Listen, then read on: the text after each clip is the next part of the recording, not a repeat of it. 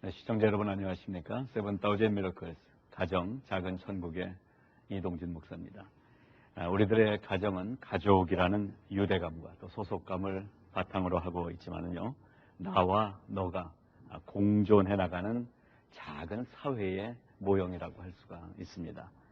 그 작은 사회임에도 불구하고 늘 크고 작은 문제들이 이 가정 속에 발생하고 있죠. 특히 이민사회라는 어떤 특성 때문에 생기는 한국에서 상상할 수조차 없는 일들이 우리 이민 가정 안에는 많이 또 발생하게 됩니다. 특히 한국에 비해서도 접하기 쉬운 마약, 또 알코올 이런 것들에 노출되기 쉬운 어떤 환경들이 있습니다. 그래서 우리 자녀들의 각종 중독 문제가 좀 심각한 상태입니다.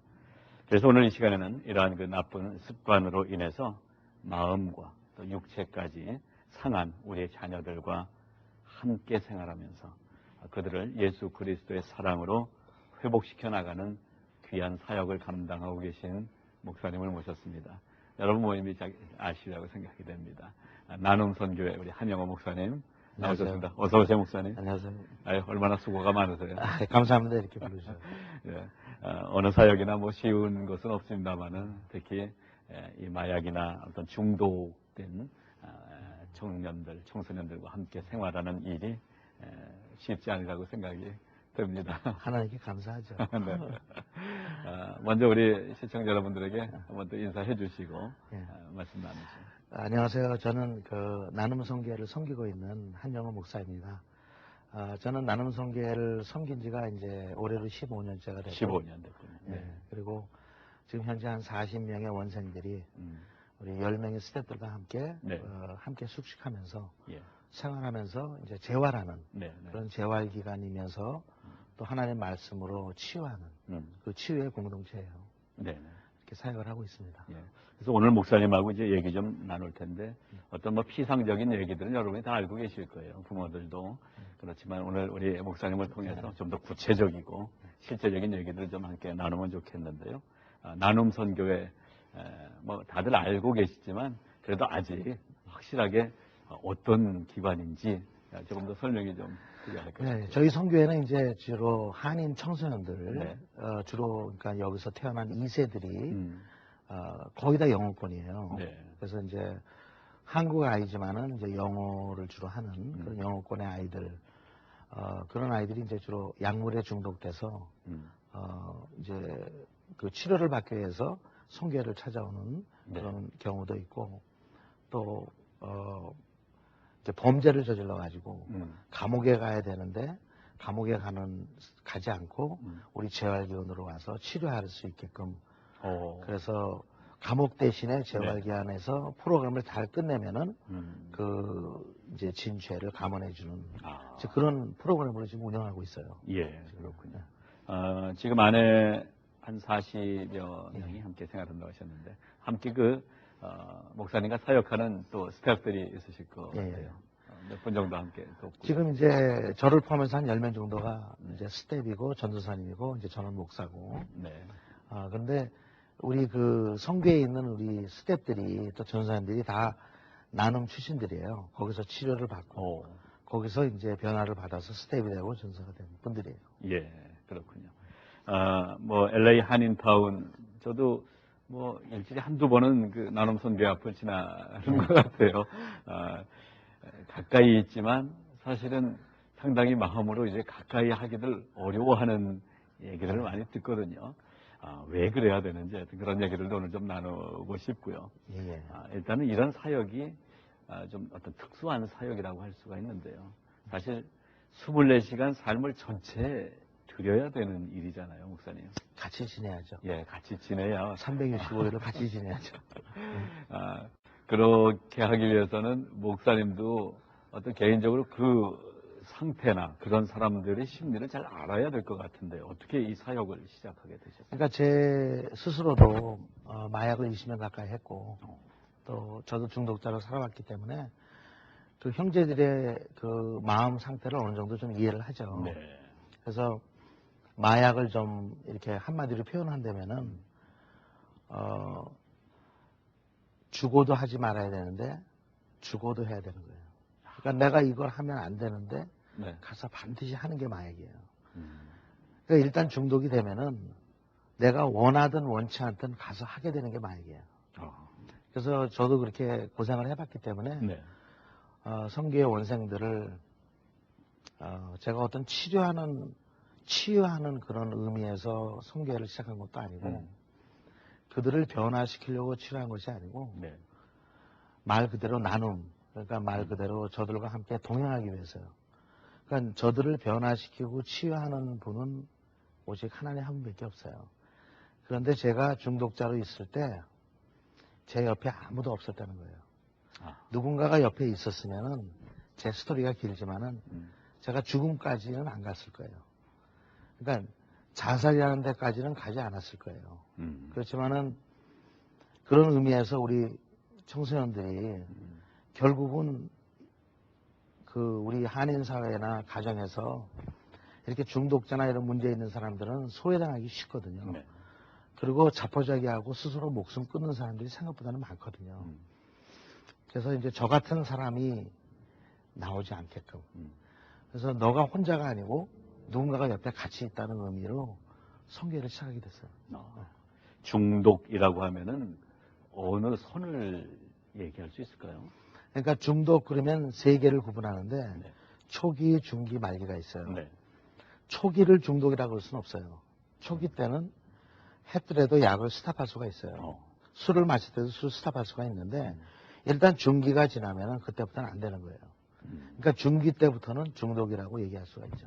그러니까 중독 상태다 하면은 아까 말씀대로 죽어도 해야 되는 그런 상태가 됐다는 얘기.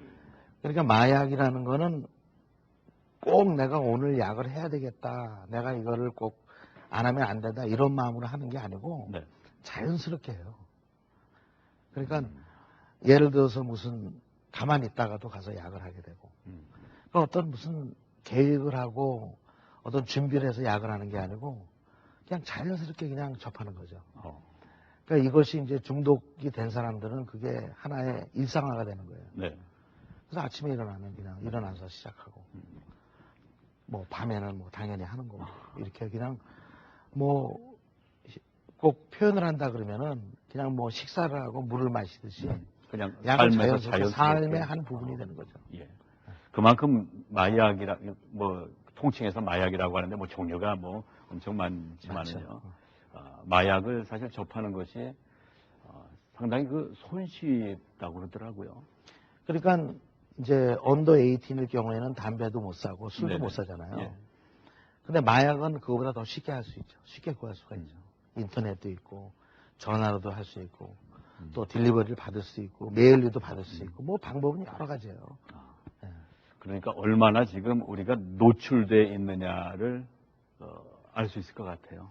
뭐 마음만 있으면 그냥 구해질 수 있다는 얘기잖아요. 그러니까 저는 제 개인적으로 이 마약 지금 이 사역을 성계를 지금 15년째 하면서 좀 예방 차원은 조금 늦지 않았을까라는 생각이 좀 들어요.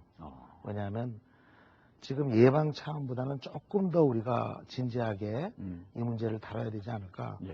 왜냐하면 너무 많은 사람들이 중독이 돼 있기 때문에 그리고 또 특히 우리 한인 부모님들과 우리 한인 사회의 문제점은요.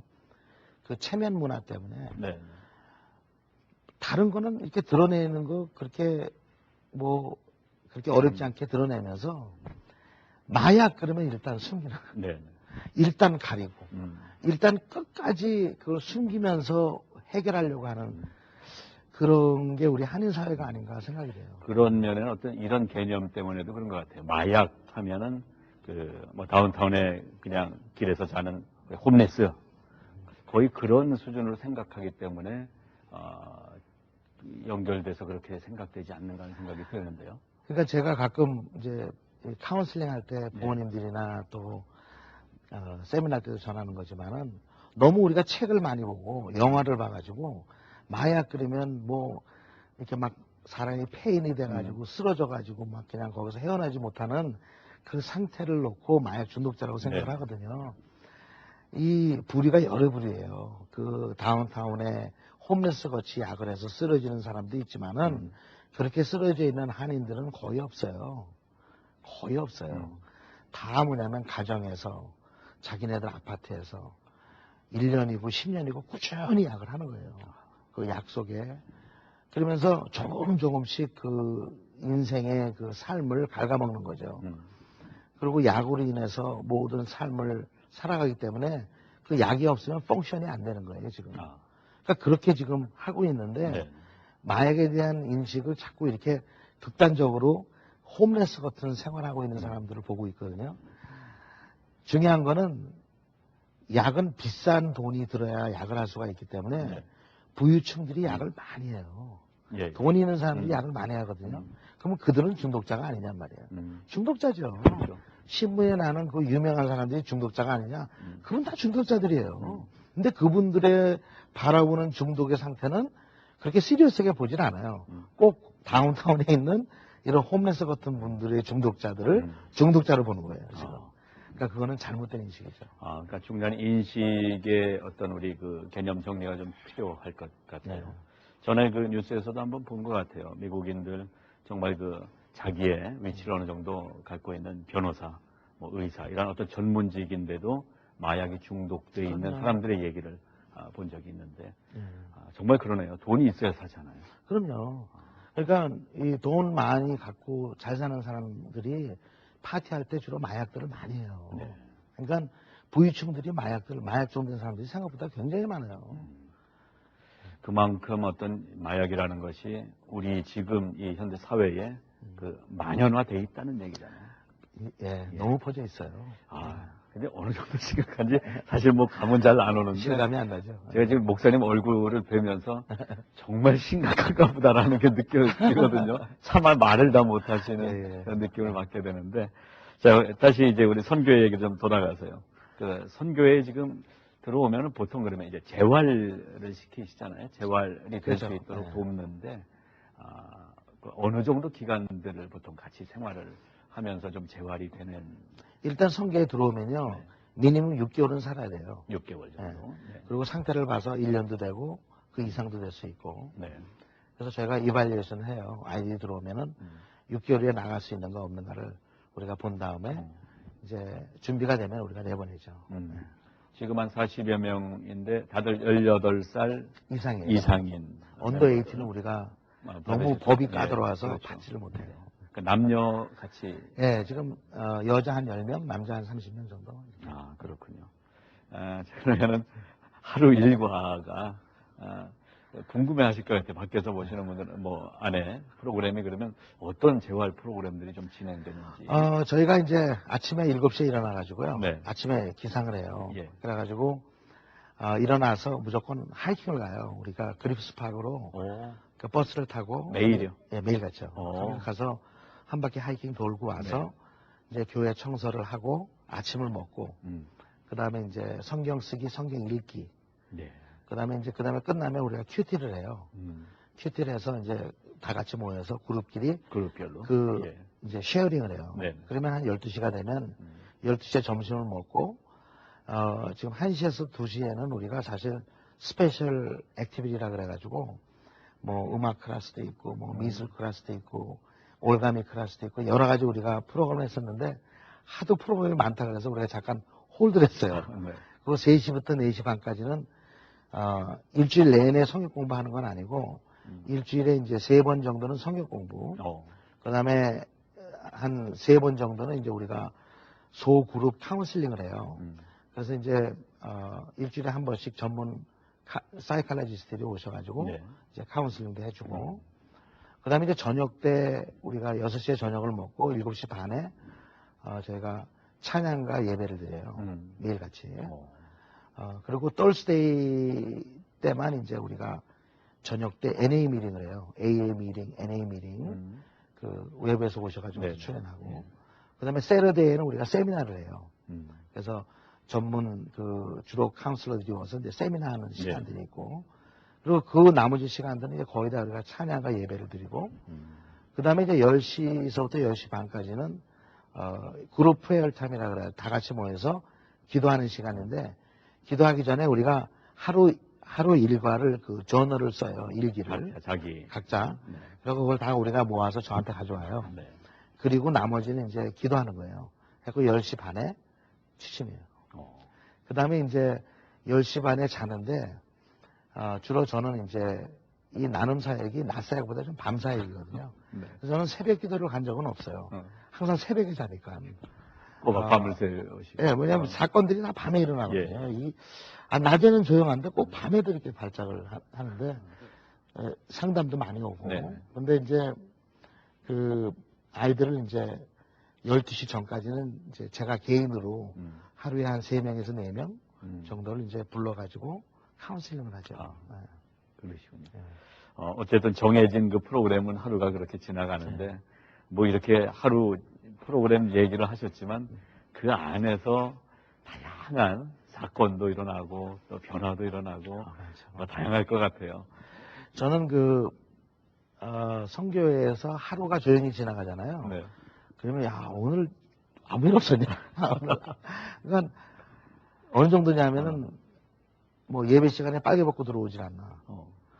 근데 환청하고 환각한 애들도 있거든요. 약을 인해서 이제 한 애들. 그러니까 뭐 벌레 기어간다고 얼굴속도 다 뜯질 않나. 샤워장에 들어가면은 또 나오질 않아요. 5시, 6시까지 물을 틀어놓고. 그러면 그 아이를 끄집어내야 되잖아요, 일단은요. 그리고 또 뭐가 있냐면, 한 40, 50명이 문제 있는 애들이 싸우니, 툭 하면 또 싸움을 하는 거예요. 그러니까 서로 부닥치고. 근데 15년을 하면서 기적적으로 해온 거예요. 아무 사고 없이. 정말 무슨 누구 크게 다친 사람 없이. 지금까지 성교회가 이렇게 아무 일 없이 왔다는 거는 이거는 기적이에요. 제가 보기에는. 매일 사고가 일어나죠. 그런데 그 알코올 특히 이제 뭐 하는 분들 또 아니면 담배 하는 분들이 이제 담배를 끊는다, 술을 끊는다 그러면 이제 금단 현상이라는 게 있다고 그러더라고요. 그러니까 약도 마찬가지일 것 같은데 일단 들어오면은 마약을 못 하는 거잖아요. 그렇죠. 이제 약을 어떤 증세들이 나타나는. 그 이제 금단 현상이라는 약의 종류가 크게 4가지가 있는데 마리화나가 있고, 그다음에 코케인이 있고, 그다음에 헤로인이라는 게 있고, 그다음에 그 메타페타민이라는 아이스라 그러기도 하고, 트윅이라 그러기도 하고, 스피드라 그러기도 하고, 우리말로는 히로뽕이라도 그런 약들이죠. 요새 아이들이 제일 많이 하는 게 바로 이 히로뽕 종류 스피드, 메스를 제일 많이 하는데 구하기도 쉬운 거. 이건 100% 화학물질이죠. 근데 이거를 안 한다 그래서 금단 현상이 일어나느냐? 이런 약들은 금단 현상이 그렇게 별로 일어나는 게 없어요. 그 약이. 괜히 약을 안 하면 신경질 내고 짜증내는 거 정도는 되지만은 특별히 금단 현상이 일어나는 건 없어요. 약을 안 하면. 금단 현상이 일어나는 약은 한 가지예요. 그건 뭐냐면 헤로인이에요. 헤로인은 뭐냐면 그 양귀비 오피움에서 축출해 가지고 몰핀을 만들잖아요. 그 몰핀에서 축출해서 만든 게 헤로인이에요. 근데 그 헤로인은 일단 주사를 맞든 코를 하든 피든 간에 일단 하면은 안 하면 금단 현상이 일어나는데 무슨 금단 현상이 일어나냐면 몸이 너무 아픈 거예요. 그러니까 그 몸이 너무 아파가지고 견디질 못하는 거예요. 그래서 다시 약을 하고 다시 약을 하는 거죠.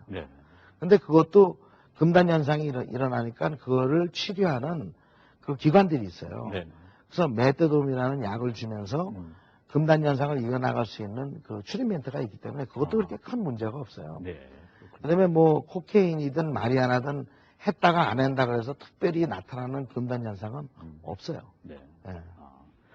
어쨌든 이렇게 그 마약의 중독 상태까지 된 젊은이들이 지금 목사님과 함께 생활을 하는데 15년 동안 정말 별별 아이들 다 보셨을 거 아니에요.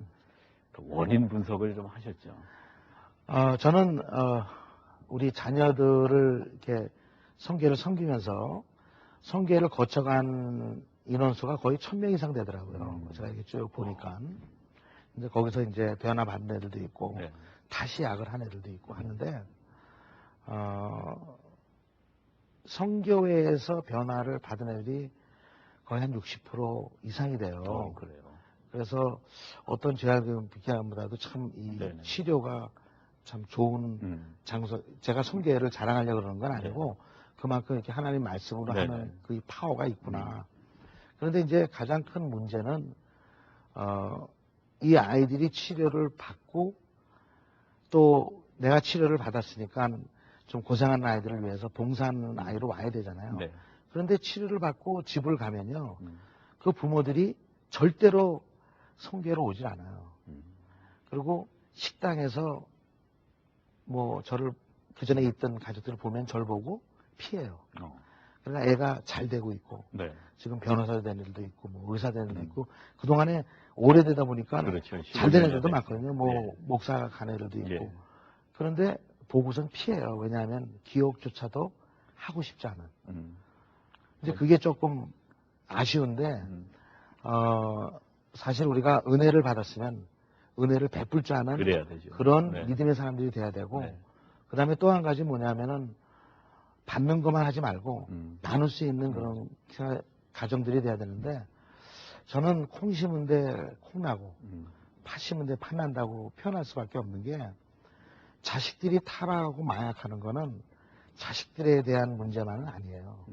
그냥 그 부모님들의 백그라운드가 생각보다는 겉으로는 거룩하고 겉으로는 괜찮은 가정 같지만은 그 인사이드 스토리를 아마 저만큼 많이 하는 사람은 없을 거예요. 왜냐하면 자녀들과 먹고 자고 생활하니까 네. 예. 엄마 아버지에 대한 그 실태를 적나라하게 저한테 표현을 해요. 네. 그러니까 그 얘기를 다 듣고 그 부모님들 앉아서 대화를 하면은요, 야, 참, 좀 이렇게 네. 가식적인 예. 이런 게 보이는 거예요. 그러니까 뭐냐면 자녀들한테 진실된 부모가 아니었던 거.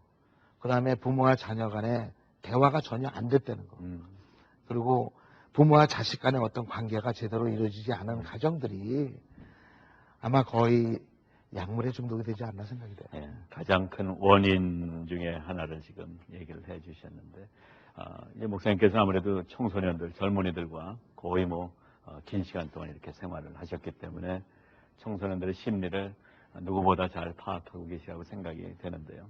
우리 방송을 지금 보시는 분들은 사실 청소년들보다는 아마 부모님 세대들이 많이 보실 텐데, 부모님들에게 한번 좀 얘기해 주실 부분이 있을 것 같아요. 그러니까 대개 부모 입장에서는 그래도 우리 아이는 그럴 리가 없다 이렇게 생각하고 싶잖아요. 제가 이제 부모님들한테 한 말씀 드리고 싶은 거는 자녀들한테 존경받는 부모님들이 되셔야 돼요. 저도 자식이 있지만은 아빠 사랑해요가 아니고 아빠 리스펙트해요. 좀 가정에 어떤 존경이 리스펙트가 있어야 되는데 부모와 자식 간에 대화하는 거 보면 친구도 아니고 그리고 자녀를 교육을 시켰을 때 적어도 자다 일어나면 이불 정도 개는 아이 어른한테 보면 인사 정도 제대로 할 수 있는 아이로 키웠어야 되는데 어떻게 다 왕족들로 키워가지고요 약을 떠나서 기본이 전혀 안 되는 거예요. 그러니까 이것은 애들 잘못이 아니거든요. 네. 부모님들의 교육에 문제가 있는 거고 무조건 공부만 잘하면은 사람이 인격이 갖춰지는 것이 아니고 공부를 못해도 인격 갖춘 아들로 키우는 게 훨씬 낫잖아요. 그렇죠. 네. 그러니까 문제는 부모님들이 제대로 서야 되는데 부모님들의 가장 큰 문제점 중에 하나가 뭐냐면 자식들한테 필요한 아주 나에겐 없어서는 안 되는 가장 귀하고 필요한 부모님이 되질 않고 자식들이 부모를 생각할 때요 피곤한 존재로 보는 거예요. 그러니까 그냥 같은 얘기, 그 부모가 피곤하게 똑같은 얘기 또 하고 하는데 자녀들은 부모가 소리만 해도 막 자지러지는 거예요. 그 목소리만 들어도.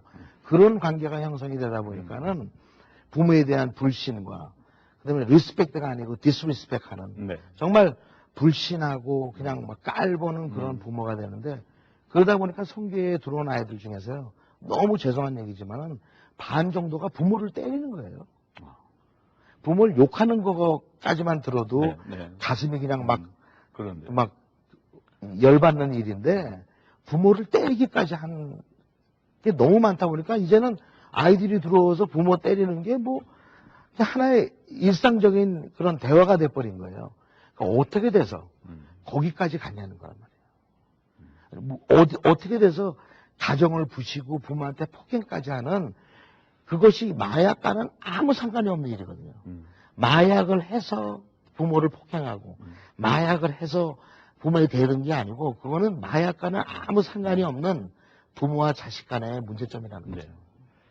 너무 좋은 말씀이신 것 같아요. 그러니까 마약을 하는 아이이기 때문에 그런 안 좋은 태도가 나오는 것이 아니라 결국 부모가 아이들 제대로 교육하지 못하고 그랬기 때문에 이 아이들이 그 속에서 스스로 소외감을 느끼기도 하고 그러다 보니까 약을 찾게 되는 그런 상황이 되는 거겠죠. 그 다음에 이제 또 한 가지 뭐냐면 제가 성교를 섬기면서 뭐 제가 이 인터뷰할 때도 한번 전한 메시지지만은 네. 작년에 한 분이 아들을 데려왔어요. 네. 그래가지고 우리 가문에 이런 놈이 있다는 게 뭐 우리 가문 얘기를 뭐 한 20번을 하는 거예요. 근데 그분 성씨가 방씨예요. 네. 그래서 제가 저 장로님 원래 그 천방지축 마골피라고 방씨는 원래 그 쌍놈 아닙니까? 그러니까 애를 턱 때리고 가는 거예요 그냥. 네. 그러니까 사실을 얘기하면 화들을 내는 거예요. 예, 예. 무슨 가문이 어디냐 말이에요. 약을 하는데 그게 뭐가 그렇게 대단한 가정들이란 말이에요. 네. 자식들은 부모 가정 떼꾸란들을 우습게 보고 있는데 부모들은 혼자 착각하고 얘기하는 거예요. 우리 집안이 어떤 네. 집안인데. 그건 부모 생각이지 자식은 그렇게 예. 안 보거든요. 그 안에서 그 자식이 누구냐면 증인이에요. 그 가정에. 그러니까 착각을 하면 안 되고. 그 다음에 또 한 가지 뭐냐면은 부모님들과 자녀의 대화가 네. 아이는 영어하고 부모는 한국말을 하는데 엄마 아버지가 you know 그러면 얘네들은 답이 I don't know 이게 답이에요. 그러니까 부모가 영어를 배우든가 네. 자식이 한국말을 배우든가 무슨 예. 결정을 해야지. 저한테 와서 통역해달라는 부모는 대체 뭐냔 말이에요. 그러니까 갖다나 한국말을 완벽히 해도 대화가 될까 하면 안 돼. 이제는 뭐냐면 애를 놓고 통역관을 사용해야 되니 이것이 무슨 가정이 어떻게 이루어지겠냐. 가정이라고 할 수가 없는 그렇죠. 상황이 되는 거죠. 네. 그러니까 그러다 보니까는 따로따로 노는 거예요. 예. 그러니 뭐 무조건 잘못된 것만 지적을 하는데 저는 제 개인적으로 보면은 자식들이 잘못된 거 지적하는 부모님들이 사랑하는 마음으로 지적은 하지만은 이 자식도 자라올 때 부모님의 잘못된 것들이 있거든요. 근데 자식들은 지적을 못해. 거기에 입장이 그런 입장이 네. 아니잖아요. 예. 그러다 보니까 이런 것들이 하나의 그 반항으로 나오고 이런 것들은 깊이 생각을 안 하거든요. 그렇습니다. 지금 하여튼 말씀 들으면서 너무 우리 시청자분들이 한번 생각해 봐야 될 거라고 생각이 되는 게 요즘은 이제 사랑받는 부모, 사랑해주는 부모, 사랑이라는 단어가 모든 걸 다 커버한다고 생각하는 시대잖아요. 근데 좀 아까 존경이라는 단어를 쓰셨을 때 너무 중요하게 느껴졌거든요.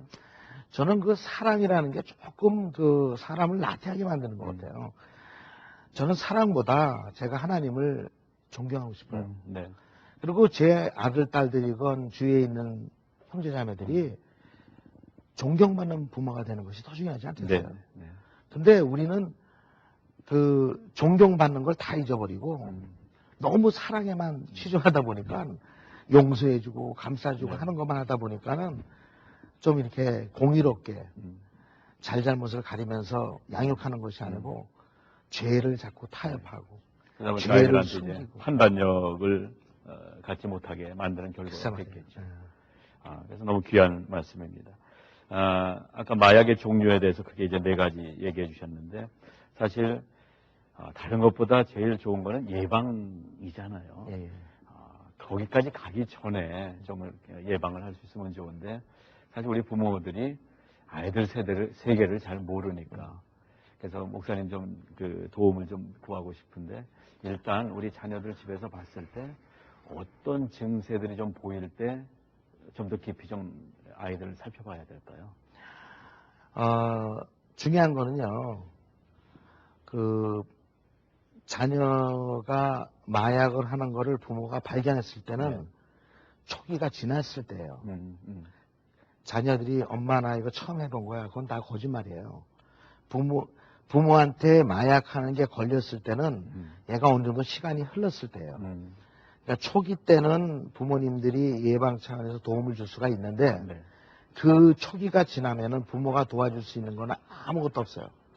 그래서 이 아이가 약을 하는 증상을 제가 좀 설명해 드리면은 보통 부모님을 자꾸 피하게 돼요. 약을 하면. 아무래도 길티 필링이라는 게 있으니까 그거 자꾸 혼자 있으려고 그러고 그 다음에 뭐냐면 방 안에 무슨 눈약이 있다든가 무슨 촛불 같은 게 있다든가 라이터가 있다든가 그게 꼭 담배 피려고 있는 것뿐만이 아니고 이런 것들은 벌써 이 무언가를 접하고 있다는 사인들이거든요. 네. 그 다음에 먹는 음식 스타일이 예전과는 달라지게 돼 있어요. 또. 네. 그리고 갑자기 마른다든가 갑자기 폭식을 한다든가 잠을 자면은 그냥 24시간 잔다든가 이런 것들이 다 마약으로 인한 심점들이 될 수가 있는 거죠. 일단은 뭐 단편적으로 그러한 현상들이 뭔가 하여튼 달라지는 조금씩 바뀌죠. 그때는 좀 더 세밀하게 관찰을 하시고 사실 부모들이 관찰을 한다고 그래도 좀 안타까운 거는 내 아이지만 얘를 그럼 그 다음에 어떻게 케어해야 되지 모르시는 것 같아요. 그럴 그러니까 경우에 이제 문제가 있을 때는요. 부모님들이 모르는 거를 억지로 하려고 하지 말고 창피하게 생각하지 말고 꼭 전문가를 찾아와야 돼요. 중요한 부분 같아요. 전문가를 찾아서 특히 이런 약은 하나의 병이라고 생각하고 병에 걸렸으면 의사한테 가듯이 약물에 접했을 때는요. 꼭 전문가와 상담을 해서 전문가의 가이드라인을 받아야 돼요. 그러면 이 아이는 치료를 받을 수가 있어요. 그런데 문제는 부모님들의 전문가의 이야기를 듣지 않고 부모의 아이디어로 자식을 치료하려고 하는 분들이 많이 있거든요. 그리고 일단 숨기려고 숨기기 하고. 때문에. 일단은 우리 방송 보시는 시청자분들께서는 만약에 이런 가정 안에서 그런 자녀들에게서 모습이 조금이라도 보이면 일단 보이면 부모로서 좀 가리고 싶고 그리고 외부에 알려질까 얘를 더 단속하고 뭐 밖으로 못 나가게만 하고 이러면은 더 부작용이 생길 수 있다라는 걸 생각하고 그렇죠. 하여튼 전문 기관에 그래서 아까 우리 방송 시작하기 전에 목사님이 잠깐 말씀하셨는데 이 마약 같은 것이 이제 시대적 질병으로 일단은 봐야 된다. 질병이죠. 너나 나나 다 접하고 너나 나나 쉽게 하는 게 마약이거든요. 근데 우리 그 한인 사회가 이제 뭐 좋은 점도 있고 나쁜 점도 있지만은 좀 이렇게 안 좋은 면을 본다 그러면은 우리 아이는 안 하고 있다고 생각하는 거예요. 내 아이만큼은 아니다. 거기 그러다가 애가 약을 했을 때 그 실망하고 막 근데 그렇게 생각을 하지 말고 옛날에 제가 한국에 있을 때 무슨 꺼진 불도 다시 보라고 좀 이렇게 좀 착각을 해야 되는데 무조건 공부를 잘하면은 착한 아이고 기준이 공부 잘하는 거 공부를 못하면은 나쁜 놈이고 근데 저도 어렸을 때 공부를 못했는데 저는 공부 잘하는 사람을 친구로 사귀고 싶지가 않아요. 공부 못하는 애들이 재밌다니까. 그러니까 부모님 생각이고 그거는 공부 잘하고 못하는 거에 기준을 두지 말고 정말 우리가 예수를 우리가 믿는다면 믿음의 기준을 두고 그러니까 부모님들이 열심히 교회 다니는 것이 중요한 게 아니고 자식들이 더 열심히 다니게 해야 되고 그 다음에 정말 믿음 생활할 때 정직하게 자식들한테 본이 되는 그런 부모님들이 되어야 되는데 자식들한테 기대하는 거는 부모님들은 열심히 교회에 섬기고 아이들은 열심히 학교를 섬겨서 좋은 데 나와가지고 좋은 학교, 좋은 여자, 좋은 직장을 원하고 있는데 우리 성경은 사실 그렇게 써있지가 않아요.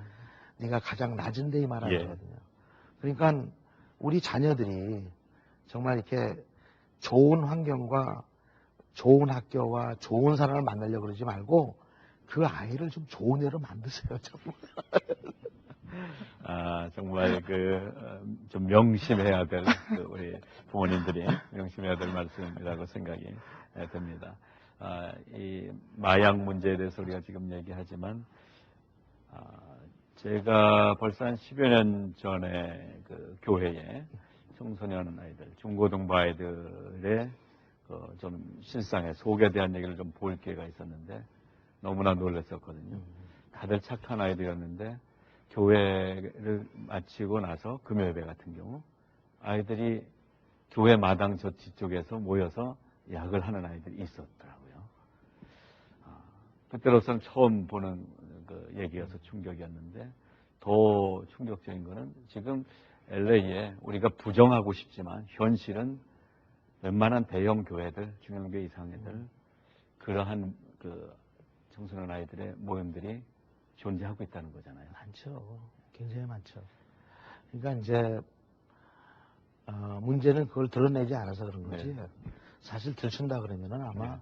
상상을 초월할 정도로 많을 거예요. 그런 의미에서 교회가 교회적으로 이 일에 좀 더 우리 목사님처럼 어떤 전문 기관이나 전문 사역자들과 좀 긴밀한 관계를 갖는 게 참 필요하지 않겠나 생각이 들어요. 저는 굉장히 필요하다고 네. 생각해요. 저희 같은 이런 마약을 도와주는 장소를 좀 이렇게 세미나도 하시고, 네, 그다음에 좀 이걸 좀 많이 알려서 이걸 어떤 치유할 수 있는 예방 차원을 떠나 치유할 수 있는 그 어떤 대처 방안들을 교회 자체 내에서 지금 마련하는 것이 가장 시급한 문제거든요. 그런 것 같아요. 근데 그거를 자꾸 이렇게 쉬쉬하면서 우리 교회는 아니야, 우리 교회는 없어, 우리 교회는 그런 사람들이 없다는 식으로 이제 자꾸 이렇게 이끌어가다 보면은 이 마약의 숫자가 기하학적으로 계속 늘어나거든요.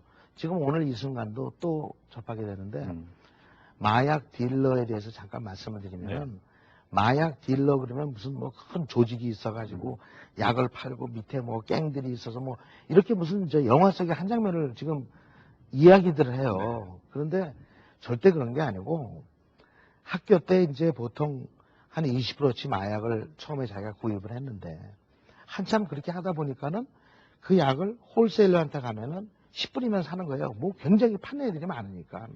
그러면 10불에 사가지고 자기가 그거를 딴 애한테 20불에 파는 거예요. 그러면 나는 10 돈 들이지 않고 공짜로 하고 걔한테 약 팔고. 그래서 피라미식으로 그냥 쫙 퍼져 있어요. 그러니까 뭐 20, 30불 가지고 약을 주고 팔고 하는 그런 시대가 돼버렸거든요. 그러니까 너나 나나 다 파는 거예요, 약을. 얘도 팔고 쟤도 팔고. 그러다 보니까는 처음 약하는 애들한테는 어떻게 어프로치를 하냐면 다 그냥 약을 줘요. 공짜로. 그냥 야 돈 낼 필요 없어서 그냥 해. 근데 그 약을 하고 나면 나한테 카스터머가 돼야 안 돼요. 되거든요. 그러니까 그런 식으로 이렇게 퍼지고 있는데 이거를 무슨 뭐 딜러가 있어서 뭐가 되고 너무 영화들을 많이 그거는 아니에요. 사실 뭐 요즘도 LA 한인타운 외곽이나 이렇게 가다 보면 어느 지역에 뭐 신호등 서 있는데 파는 사람들도 만나게 되고 그런 것 같아요. 그 길거리에서 파는 사람들은 이제 거의 없어졌어요. 예, 많이. 전에 뭐 그 알바라도 메가도 파기 부분에 이제는 거의 없고 그렇죠. 이제는 인터넷도 있으니까 이제는 마약하는 사람들도 굉장히 발달됐어요.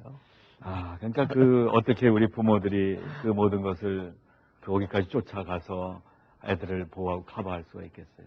힘들죠. 그래서 저는 우리가 정말 믿음 안에 더욱더 굳건히 서야 되고 사단이 마지막으로 쓰는 무기 중에 하나가 마약이 아닌가 생각이 되거든요. 그러니까 뭐 니클리어 밤이 있고 뭐 그다음에 뭐 테러리스트들이 있고 막 이렇게 얘기를 하지만은 저는 그보다 더 무서운 게 마약이라고 생각해요. 그래서 제가 마약 중독자였을 때 제가 얼마나 많은 사람을 중독시켰겠냐고요. 한 사람이 뭐냐면 저는 제 스스로가 시한폭탄이었거든요. 그러니까 제가 얼마나 많은 사람을 죽였겠냔 말이에요. 그러하듯이 그 하나애가 중독되면은 가정만 망가뜨리는 것이 아니고 엄청난 피해를 줄 수 있는 아주 폭탄 중에서도 아주 강인한 폭탄들이거든요. 이런 것들을 우리가 미리미리 이걸 막아야 되는데 이걸 어떤 체면이라든가 뭐 가족의 어떤 뭐를 지키기 위해서 그거를 쉬쉬하고 또 교회 차원에서도 정말 이게 오픈이 돼서 연결시키고 잘못된 애들은 우리 성교회가 아니더라도 많은 기관들이 있거든요. 그래서 그렇게 연결시켜서 아이들에게 치료할 수 있는 기회를 열어줘야 한 명이라도 구할 수 있지 않냐 이거죠.